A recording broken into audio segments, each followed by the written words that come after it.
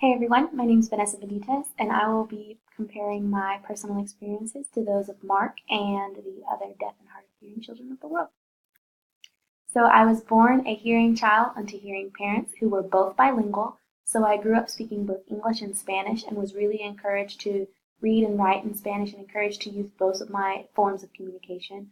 Um, Comparing that to children who are born deaf of hard of hearing, 90% are born unto hearing parents, and most of them do not know sign or how to communicate with their child. And so the first few months and sometimes the few years of that child's life, there is no communication access and there's no way for them to input or output information. And so their cognition is a little thrown off. And their cognition can be affected by many different things and just the expectations of others and self expectations in general. And we see this in Mark's book when he talks about he has very low expectations for himself and has a self-imposed glass ceiling on his educational, his personal life, whereas his grandfather has very high expectations of him and really encourages him to do and go beyond what the typical deaf or hard of hearing child can do, and that really changes Mark's perspective of himself and what he can do and really encourages himself.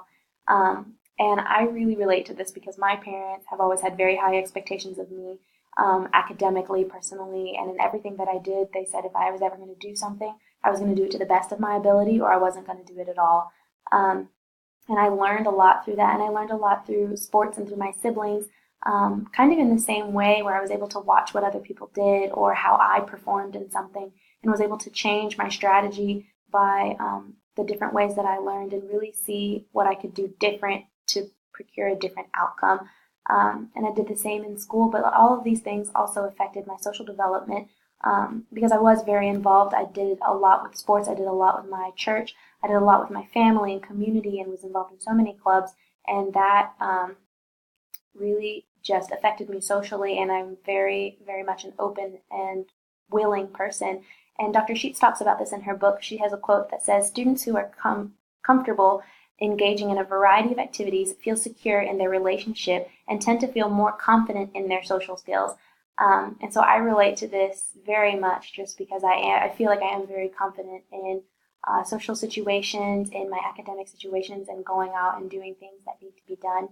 And I feel like this is the same with deaf and hard of hearing children when they do have those forms of communication, the way that they can communicate with other people, and they are comfortable engaging with their peers and doing sports. Even like Mark is very comfortable in baseball and doing things because he can communicate in not even like verbally or in sign language, but through the sport.